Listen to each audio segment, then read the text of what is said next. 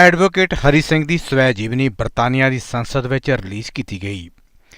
MP Varinder Sharma ਦੀ ਅਗਵਾਈ ਵਿੱਚ ਕਰਵਾਏ ਗਏ ਸਮਾਗਮ ਵਿੱਚ UK ਦੇ ਸਾਬਕਾ ਅਟਾਰਨੀ ਜਨਰਲ MP ਡੋਮਿਨਿਕ ਗਰੀਬ, ਸ਼ੈਡੋ ਖਜ਼ਾਨਾ ਮੰਤਰੀ ਜੌਹਨ ਮੈਕਡਾਨਲ, ਈਲਿੰਗ ਦੇ mayor Tejinder Singh Dhami, MP Stephen pound, London assembly member doctor Onkar Singh Sahota ਤੋਂ ਇਲਾਵਾ ਹੋਰ ਅਹਿਮ ਸ਼ਖਸੀਅਤਾਂ ਨੇ ਇਸ ਮੌਕੇ ਤੇ ਸ਼ਿਰਕਤ ਕੀਤੀ। ਲੰਡਨ ਤੋਂ ਮਨਪ੍ਰੀਤ ਸਿੰਘ ਬਦਨੀ ਕਲਾਂ ਦੀ report. Whilst he's working at the same time, real dedication and with a family as well, studies, achieves the qualifications he needs, and then what does he do? Yes, of course he pursues his professional career, but also it's the point that Virendra made, he puts it back into society as well with the community work that he does and the support that he's given us all whenever we've had issues or problems to deal with. So the book is terrific. I've just met the person who did the corrections as well. So if there are any spelling mistakes, here they are. Shifts it onto the. But seriously, I think it's a really good read. But it just, I suppose it's a historical document in it. It gives you the flavour of the period, and I think actually if you look at that period, and I'll say this though, I'm embarrassed, it was not an easy time. It was not an easy time to be a migrant in this community, and it wasn't an easy time either to get the job, do the work, do the study, achieve, and then put stuff back. And that's when I pay tribute to Harry. The book sets it out, not in any boastful way, in an accurate way, in just description of that struggle, I suppose, to achieve in that way. And I think it's a book to be. You look at young people coming up, etc., and you want to explain to them the experience of people during that period. This book, I think, will be invaluable in doing that as well. And that's how this country has prospered over many years. And all I can say is thank you very much. Thank you for the copy of the book, which I leafed through this afternoon with great pleasure before I came, and I shall take it away and read it at greater leisure.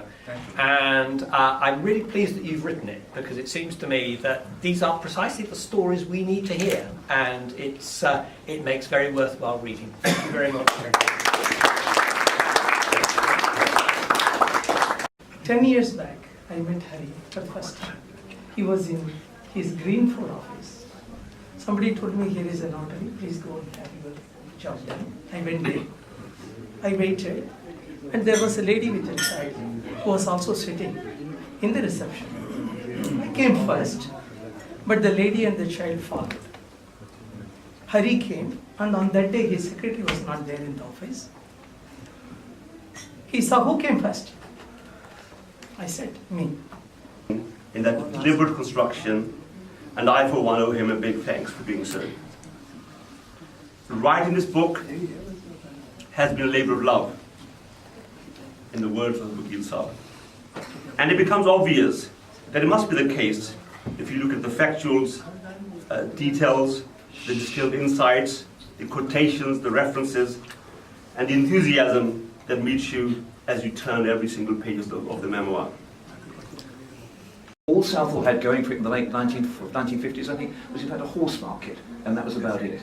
And Sardul S. Gill, who was the first councillor elected SS Gill, once insisted on riding a white horse down Southall Broadway, so his pictures could be the man on the white horse. He didn't take the horse back that night. He was last seen tied to a parking meter in Midfield. Anyway, Harry, you have been an absolute exemplar, as has been said. And if you look around all the people who've come here tonight, this is not a typical gathering. This is a Tuesday night. We're off the whip. Business is finished. Most of us could go home. We're here out of admiration and respect and friendship. We're here to launch a book which will be part of the history of this country. And I have to say, when we write the history of our country, and particularly of our city, your name will be preeminent amongst them. Harry, you do me a great honour by allowing me to join you today. And I think all of us would say the same thing. Long live Harry Singh. This is a book for study.